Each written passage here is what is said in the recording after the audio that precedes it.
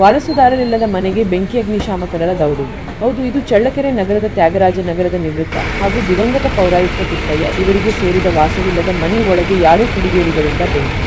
ದಟ್ಟವಾದ ಹೊಗೆ ಬರುತ್ತಿದ್ದ ಹಿನ್ನೆಲೆಯಲ್ಲಿ ಅಗ್ನಿಶಾಮಕ ಸಿಬ್ಬಂದಿಗೆ ಮಾಹಿತಿ ತಿಳಿಸಿದ್ದಾರೆ. ಘಟನಾ ಸ್ಥಳಕ್ಕೆ ಅಗ್ನಿಶಾಮಕ ದಳದ ಸಿಬ್ಬಂದಿಗಳು ಬಂದು ಬೆಂಕಿ ನಂದಿಸಿದ್ದಾರೆ.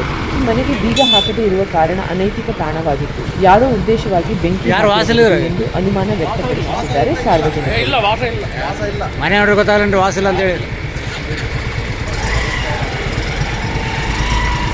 ಏನು ಮಾಡೋದು ಕಿಟಕಿಗಳ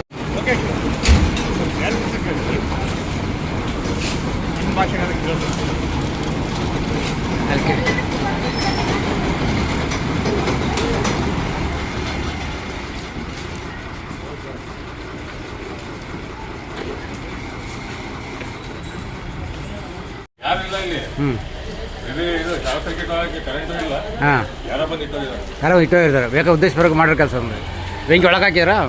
ಬೆಂಕಿ ಒಳಗೆ ಹಾಕಿರ್ತಾರೆ.